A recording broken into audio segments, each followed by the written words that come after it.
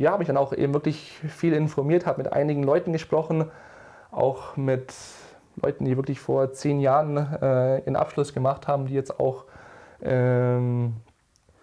also gar nichts mit Tennis am Hut haben, die wirklich irgendwie im Banking unterwegs sind, die jetzt einen Job haben in London. Einfach dann auch mit denen gesprochen, du, wie war das für dich? Ich meine, du bist jetzt nicht mehr Tennisspieler, bereust du das? Kann man in den USA nicht Profi werden? Und habe mir da wirklich viel informiert und ja, habe mich dann letztendlich für USA entschieden. Hauptgrund war, dass es einfach die beste Option ist, um Uni und Sport unter einen Hut zu bekommen. Und du wolltest studieren? Bitte? Du wolltest studieren? Ich hätte auch ganz gerne in 2-3 Jahren studiert. Also ich war jetzt nicht so, dass ich jetzt unbedingt gebrannt habe, jetzt dann nach dem Abitur zu studieren. direkt. Genau, also da bin ich jetzt auch ehrlich. Aber ich wollte schon, wenn es im Tennis nicht klappt, dann natürlich studieren. Ja. Und ja, ich meine, dieses System College Sport, das gibt es ja gar nicht in Europa. Und vielleicht erklär mal jemanden, der hört College Tennis, der denkt sich, okay, College, okay, das hat irgendwas mit, also denke ich mir das, irgendwas mit Studieren zu tun, okay, Tennis, College Tennis, wie kriegt man das unterm Hut? Vielleicht einfach nur, dass du erklärst oder erzählst, was für dich College ist, beziehungsweise College Tennis, wie das ganze System da drüben ist, weil es ja komplett anders wie in Europa. Es ist komplett anders. Also es geht schon mal los, dass Studieren in den USA extrem viel Geld kostet. Also ich meine, bei uns, wenn wir hier studieren, zahlen wir ein paar hundert Euro im Monat und die Gebühren sind gedeckt. In den USA sind es halt Tausende an Dollar. Und deswegen braucht man eigentlich, wenn man jetzt nicht aus einem sehr vermögenden Elternhaus kommt, braucht man Stipendien. Und die Tenniscoaches fürs Männerteam, die haben 4,5 Stipendien zur Verfügung und können sich halt dann dadurch so ein bisschen das Team zusammenbasteln. Also die Unis, die haben verschiedene Sportteams. Also natürlich in den USA ganz groß sind die Footballteams, die Basketballteams, die Baseballteams. Und dann gibt es natürlich auch kleinere Sportarten wie eben Tennis. Und da gibt es eben dann auch eben diese Coaches, die sind angestellt von der Uni und die sind eben zuständig für die Uni-Teams. Und deren Aufgabe ist es eben, Spieler zu holen, gute Spieler zu holen, die dann eben in den Spielen gegen andere Unis dann eben für die eigene Uni auflaufen. Okay, also ein bisschen so wie Mannschaft gegen Mannschaft. Genau. Also und deine Mannschaft ist halt einfach eine Uni. Genau, also es ist eine Unimannschaft. Ich spiele eben für die Ole Miss.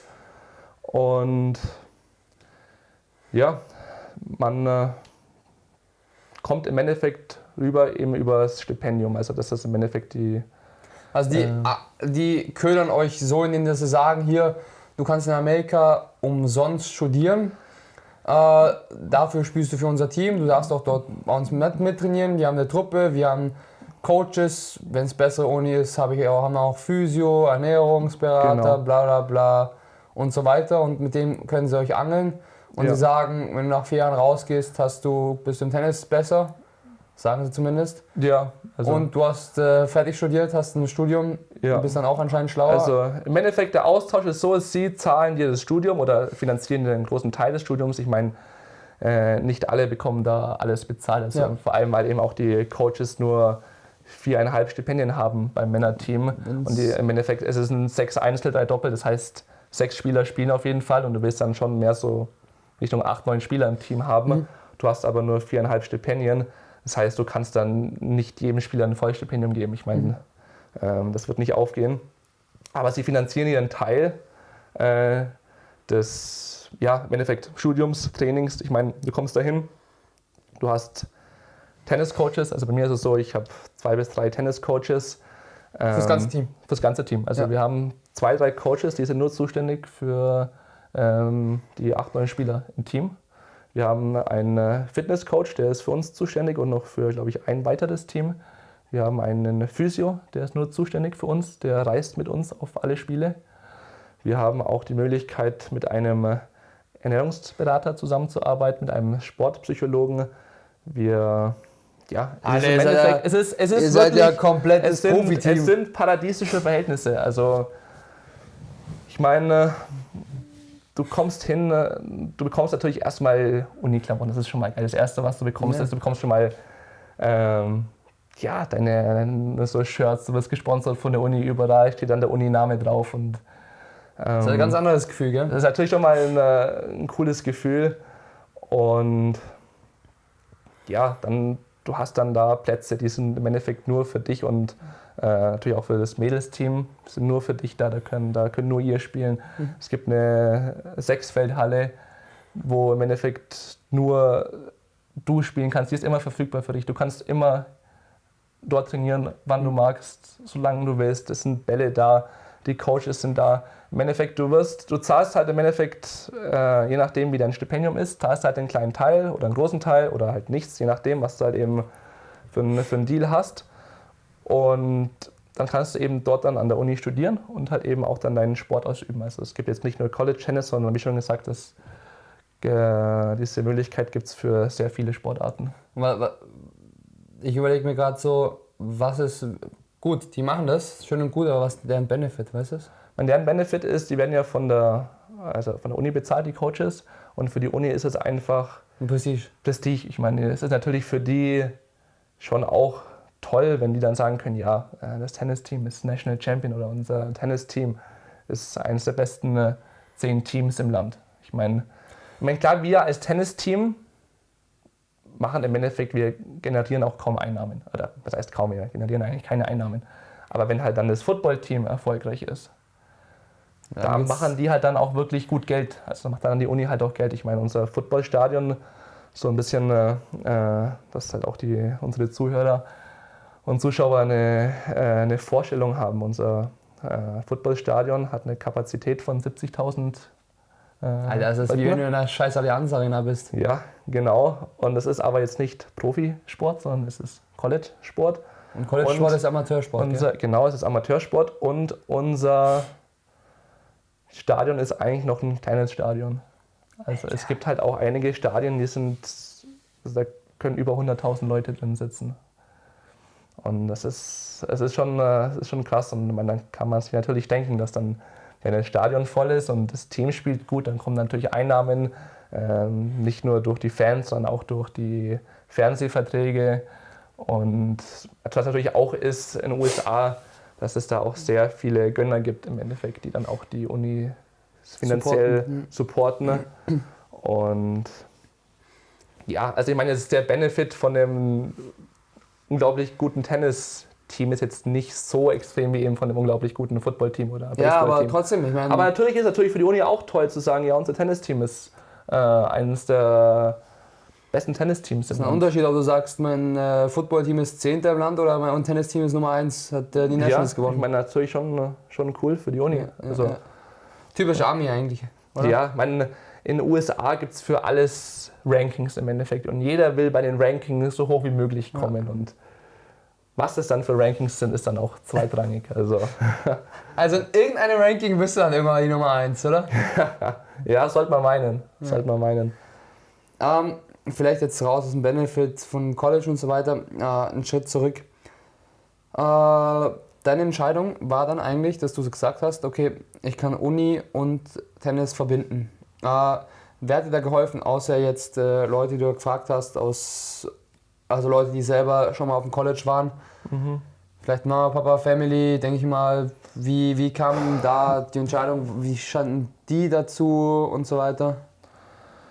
Also meine Eltern, also direkt nach dem Abi war College Sport oder College Tennis keine wirkliche Option, sondern Plan war halt, das alles in Deutschland zu machen, eben in Augsburg, München und dann halt von dort aus dann so ein bisschen dann die Welt bereisen. Und habe ich eben die Coaches eben kennengelernt und habe dann auch wirklich gemerkt, ich kann eben auch an diese sehr guten Unis eben hinkommen. Und meins so richtig geholfen, so jetzt irgendwie, viele andere Sportler gehen ja über eine Agentur, über so eine Vermittlungsagentur, die dann eben hilft beim Prozess. Das habe ich gar nicht gemacht, weil gut, für mich war natürlich ein Luxus, weil halt schon die Coaches von sich aus auf mich zugekommen sind und gesagt haben, ja, sie sind an mir interessiert, sie wollen, dass ich eben für ihre Uni spiele. Und dann konnte ich mir eben diese Vermittlungsagentur dann eben auch sparen. Und ja, für mich war auch so eine Frage, okay, was mache ich jetzt? Das war dann eben nach den deutschen Meisterschaften, wo ich dann eben einen Titel geholt habe und dann auch eben bei den deutschen Herrenmeisterschaften, wo ich mich unter die besten 16 spielen konnte. Das war auch nochmal ein sehr guter Erfolg. Und dann war halt Ende vom Jahr, da war so die Frage, okay, wie planen wir jetzt das nächste Jahr? Und dann war es eben so, dass sich mein Papa wurde leider schwer krank. Und dann war eigentlich die Entscheidung schon gefallen, dass ich dann eben in die USA gehe und dann da eben schon dann im Sommer anfangen werde zu studieren und dann eben da meinen Weg weitergehe und dann halt eben da weiter Tennis spielen werde. Und ja, was halt leider ein großer Nachteil war mit der Entscheidung fürs College, war, dass ich über ein halbes Jahr pausieren musste. Also es ist eben so, dass du innerhalb der ersten 6 Monate nach dem Abitur musst du rüber in die USA und musst anfangen mit dem Studium. Und bei mir war es eben so, ich habe mein Abi 2018 gemacht im Sommer und dann eben diese Überlegungen waren dann im Winter 2018, 2019 und der früheste Zeitpunkt für mich dann eben rüberzugehen in die USA war dann August 2019 und das ist dann eben ein Jahr später, das heißt, ich musste dann halt ein halbes Jahr pausieren und konnte dann keine Turniere spielen und das war schon echt... Weil du dann als Profi giltst, oder was? Genau, weil da dann, diese Organisation, die das alles so managt, diese NCAA, die ist da sehr streng teilweise, was eben die Regeln angeht, also diese Amateurregeln. Und ich wollte dann da eben auch nichts riskieren. Also ich wollte dann nicht irgendwie dann 2, 3 Turniere spielen und dann Gefahr laufen, dass ich dann 2 Jahre irgendwie aussetzen muss in den USA. Und dann bin ich in den USA und kann dann 2 Jahre keine Matches spielen. Und dann war halt für mich so, okay, dann setze ich lieber ein halbes Jahr aus und kann dann danach fix 4 Jahre spielen, bevor ich dann ein halbes Jahr noch irgendwie hier und da ein Turnier spiele und dann halt eben Gefahr laufe, dann nicht spielen zu können in den USA. Und bin dann eben im Sommer 2019 bin ich dann in die USA gegangen. Du hast schon gesagt, eine Voraussetzung ist dann, dass du nicht als Profi giltst. Wie auch immer, da gibt es auch sehr wilde Regeln, muss man ganz ehrlich sagen. Wann man Profi ist und wann man nicht Profi ist, weil jemand mit ATP-Ranking und kann ja trotzdem nicht als Profi gelten, was sehr wild ist. Gibt es noch so andere Voraussetzungen, wenn jetzt zum Beispiel einer sagt, geil, schaut es jetzt an, weiß nicht, wie viele das machen, und denkt so, okay, geil, das wäre jetzt mal eine Idee, aufs College zu gehen, aber ich weiß gar nicht, was meine Voraussetzungen sind, was ich da für Voraussetzungen brauche. Brauche ich da ein Abitur, brauche ich kein Abitur, brauche ich irgendwelchen Notenschnitt, weil es gibt ja einen gewissen Notenschnitt in Deutschland oder in Europa, den du brauchst, um gewisse Sachen zu studieren. Muss ich einen Tennisschläger in der Hand halten können, muss ich nicht? Wie schaut es da aus? Also ich sag mal so, du brauchst auf jeden Fall zumindest ein Fachabitur. Abitur ist im Endeffekt egal, aber das ist eine Grundvoraussetzung, um eben in die USA gehen zu können, um dann da eben zu studieren. Klar, wenn du sehr gute Noten hast, ist es hilfreich, weil dann kannst du auch eventuell akademisches Stipendium bekommen in den USA. Also dann kannst du beispielsweise, der Coach übernimmt, 50% deines Stipendiums und durch die guten Noten kannst du dann nochmal 30% covern. Also dann übernimmt die Uni damit dann du halt nochmal weniger zahlen musst. Genau. Also das hilft auf jeden Fall, wenn du gut in der Schule bist. Tennismäßig, es gibt ja in den USA 3 Divisionen. Es gibt da jetzt kein genaues Level oder keine genaue LK oder es gibt da jetzt nicht so diesen einen Cut, wo man sagen kann, okay, du bist gut genug und du bist nicht gut genug. ich sag mal, klar, um an diese Top-Unis zu kommen, an diese Top-Tennis-Unis, musste halt schon eine nationale Spitze sein. Also da kommst du dann nicht hin, wenn du nur irgendwie schwäbischer Meister bist. Also da musst du dann schon wirklich sehr, sehr gut sein. Und also weil die holen halt dann wirklich nur die besten Spieler aus allen möglichen Ländern. Also du musst dir ja vorstellen, die Coaches, die holen ja Spieler aus der ganzen Welt. Also die holen Spieler wirklich, die holen aus Asien, die holen sie aus Europa, die holen sie aus Südamerika, aus Australien, die werden auch teilweise auch aus Afrika kommen gute Spieler. Und das ist natürlich auch so ein kleiner Wettbewerb für dich. Ich meine, es ist natürlich nicht einfach, an die guten Unis zu kommen, aber es gibt... Gut, weil jeder will ja eine gute Uni. Jeder will eine gute Uni. Es gibt sehr viele Unis in den USA. Also ich meine, wenn du halt dann nicht nationale Spitze bist, dann kannst du auf jeden Fall immer noch in die zweite Division gehen. Und die ist dann jetzt vom Level her natürlich niedriger, die Uni ist auch kleiner, aber nichtsdestotrotz ist es auf jeden Fall mit Sicherheit auch eine sehr gute Erfahrung, in die USA zu gehen. Und ja, was ich halt wirklich auch sehr, sehr cool fand, Tennis ist ja ein Einzelsport. So, du gehst ja jedes Mal auf den Platz und spielst nur für dich. Und dann bin ich in die USA gegangen und habe halt zum ersten Mal für ein Team gespielt. Und auch zum ersten Mal war ich halt mit anderen Jungs auf derselben Seite. Ich meine, klar, du hast natürlich auch einige Freunde im Tennis und du trainierst mit denen und alles, aber im Endeffekt sind ja trotz allem, hast du dann auch als Gegner bei den Turnieren. Ja, aber irgendwann spielst du gegen den. Genau. Und das ist halt dann anders gewesen in den USA mit deinen Teamkollegen, weil du trainierst mit denen jeden Tag und ihr spielt miteinander. So, klar, im Training ist natürlich schon ein Wettbewerb da und wer ist besser, wer wird weiter oben spielen in der Aufstellung, klar. Ja, aber im Endeffekt seid ihr halt auf derselben Seite und jeder will halt das Beste für den anderen. Jeder versucht den anderen halt wirklich auch zu pushen. Also zumindest war es halt auch an meiner Uni so. Und das war schon echt cool. Also da bin ich schon froh, einfach auch mal diese Erfahrung gemacht zu haben, für ein Team zu spielen. Mhm. Ja, ist definitiv mal ein anderer Ja. Blickwinkel, weil das hast du im Tennis eigentlich. Doch, im Doppel hast du es noch, aber sonst eigentlich. Ja, im Doppel hast du nicht. natürlich noch deinen Partner, aber es ist halt nicht dasselbe, wie wenn du halt ein Team hast von 8, 9, 10 Leuten, mit denen du halt dann jeden Tag trainierst und dann in der Saison rumreist.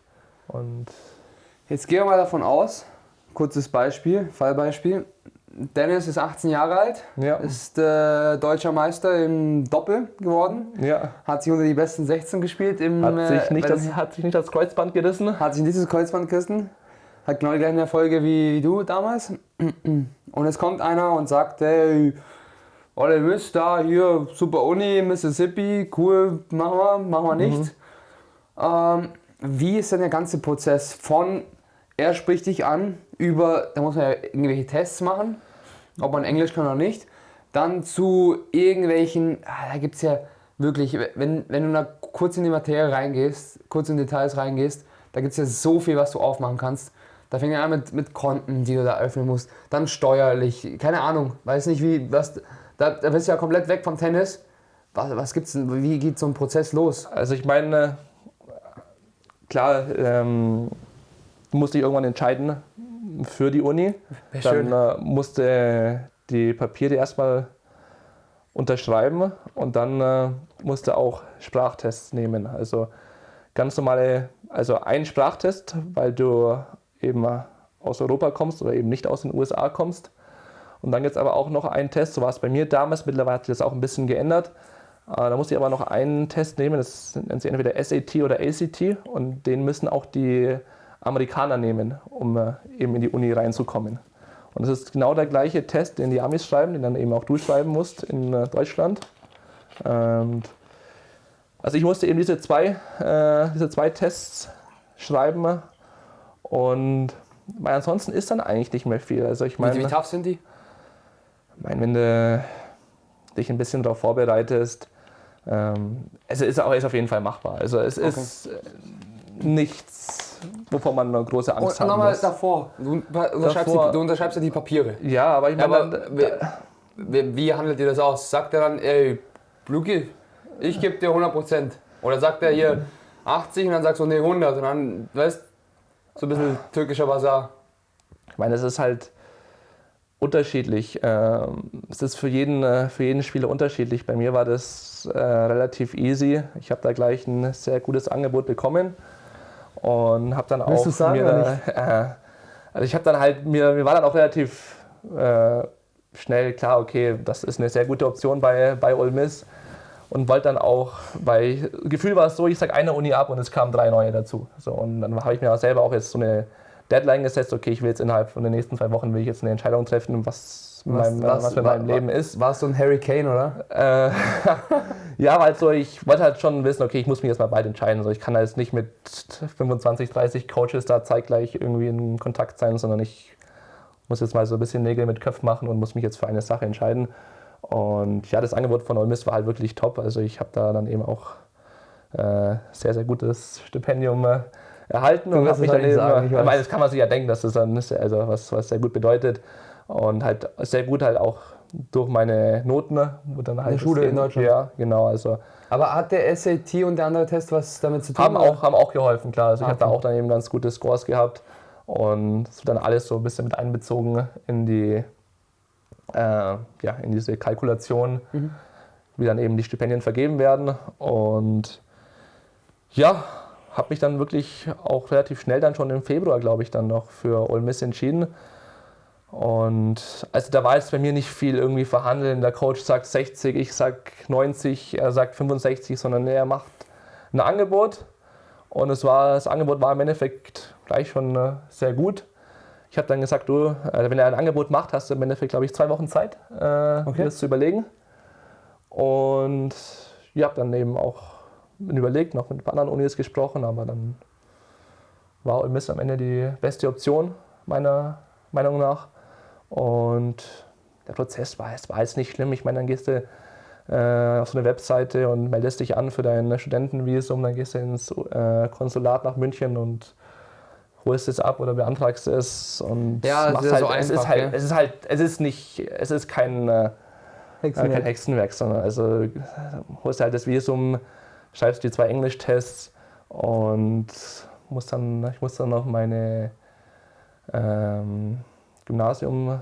meine Noten von der 10., 11., 12. Klasse musste ich noch übersetzen lassen und dann eben einschicken. Aber das war es eigentlich. Also ich kann mich jetzt nicht viel mehr erinnern. Also das waren so die Hauptdinge. Und dann klar habe ich noch so ein paar E-Mails geschrieben dann noch. Also musste halt auch wirklich da dem Coach auch ein großes Danke sagen. Der hat sich da auch im Endeffekt um alles gekümmert. Also ich weiß nicht, wie es bei anderen Unis ist, aber der hat sich darum gekümmert, übers Wohnen. Also das erste Jahr, glaube ich, ist bei allen Unis so, dass man da auf dem Campus lebt. Und das hat er dann alles organisiert, wo ich dann lebe und mit wem. Es war dann eben auch ein anderer Tennisspieler. Und ansonsten, dann bin ich halt rüber und habe dann vor Ort halt dann noch einige Dinge erledigt innerhalb der ersten Wochen. Von Bankkonto eröffnen über Social Security Number und ja, so. Dort sind ja die Leute nicht krankenversichert, gell? Ja, das war wie war es für Studenten oder für also für National-Studenten ist es so, dass die versichert sein müssen. Und bei mir wurde es halt übers Tennis gecovert. Also ich weiß jetzt nicht genau, ob dann die Uni dafür gezahlt hat oder der Coach, aber es wurde übernommen.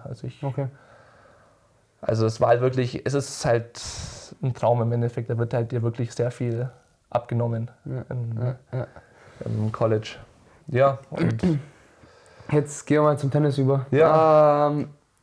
Jetzt fliegst du, ich weiß nicht, vielleicht kannst du dich ja noch erinnern an den ersten Flug und so weiter. Ja. Kommst dann dort an mit Jetlag und bla bla blub, allem. Und dann auf einmal hast, keine Ahnung, nächsten Tag oder übernächsten Tag oder irgendwie sowas, dein erstes Training. Ja. Wie sah sowas aus? Weil man hört immer, Amerika ist so komplett harte Schule, Alter, da gehst dann um 5 Uhr ist dann Lifting und dann um 7 Uhr, keine Ahnung, noch eine Tennis-Session, wo alle rumbrüllen wie die Gorillas. Wie sah es da bei dir aus? Also, das habe ich auch öfters gehört, das war bei mir aber anders. Bei euch war Streichelzoo, oder was? Bei uns war nicht Streichelzoo, aber unser Coach verfolgt da ein bisschen eine andere Philosophie.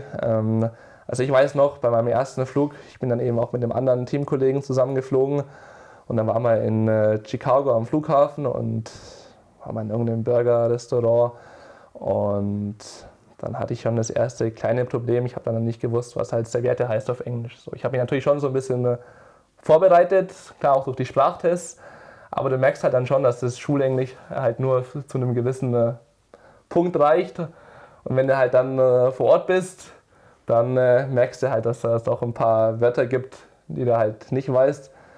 Das war noch so, ja, eine Sache, an die ich mich erinnern konnte. Dann bin ich um 0 Uhr gelandet in Mississippi. Das war im August. Wie weit ist der Flughafen von Euroni? Also ich bin in Memphis gelandet. Das ist so 1 Stunde 15 mit dem Auto weg. Also nicht so weit. Aber ich bin angekommen nachts und es war unglaublich warm, unglaublich schwül. Und es war halt 0 Uhr. Und ich dachte mir so, das gibt's gar nicht. Wie ist es dann erst untertags? So, ich will gar nicht mehr wissen, wie das Wetter dann um 12 Uhr ist, mittags oder nachmittags dann im Training. Und ja, aber ich habe mich da relativ schnell eingelebt. Also ich hatte da wirklich sehr, sehr tolle Teammates, die das da auch relativ, die mich da gleich sehr, sehr toll aufgenommen haben. Die haben mir gleich auch am ersten Tag meinen neuen Spitznamen gegeben. Und, seit Tag 1 bin ich Dirk in den USA. Also ich habe anscheinend Ähnlichkeiten mit dem Dirk Nowitzki.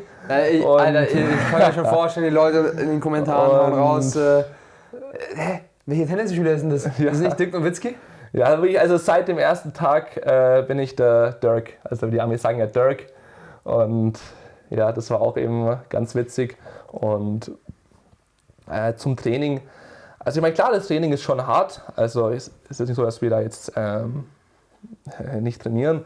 Aber wir haben jetzt keine 5 Uhr Sessions, sondern unser Coach hat halt auch die Meinung, dass halt Schlaf wichtig ist und dass man halt, dass halt 7:30 Uhr, also unsere frühesten Einheiten sind 7:30 Uhr, dass das halt früh genug ist. Und ich bin da auch ein Fan von der Philosophie, dass man muss da jetzt nicht um 5 Uhr schon raus. Also ich meine, klar, man kann auch um 5 Uhr schon ackern, aber ob das dann halt auf Dauer so gut ist da. Also bei uns ist es halt, Schlaf ist auch wichtig, dann haben wir auch unsere 3-4 Stunden Training am Tag.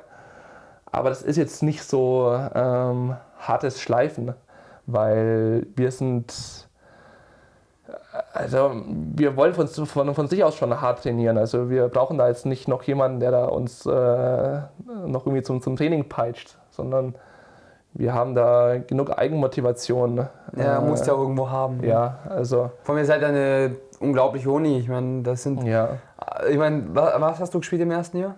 Im ersten Jahr habe ich Doppel auf Nummer 2 und Einzel auf Position 5-6 hinten. Also. Ja, kannst du dir vorstellen, wenn du 5-6 spielst und einer der Besten in Deutschland bist, was die anderen Spieler sind, weißt du? Ja, also das Niveau, also komme ich auch dann gleich zu sprechen, es war halt auch extrem hoch. Also ich war auch überrascht eben, wie viele gute Tennisspieler es gibt. Also das war schon echt auch beeindruckend zu sehen. Ich meine, ich habe halt eben, wie schon gesagt, sehr viel national gespielt und irgendwann kennst du halt auch die meisten Gegner. Also dann weißt du, okay, wenn du das Turnier in München spielst und du kennst dann eben die Leute, die dann eben auch sich angemeldet haben und dann weißt du so, okay, ja, gegen den gewinne ich, gegen den gewinne ich manchmal, gegen den gewinne ich nicht, so gegen den verliere ich dann meistens.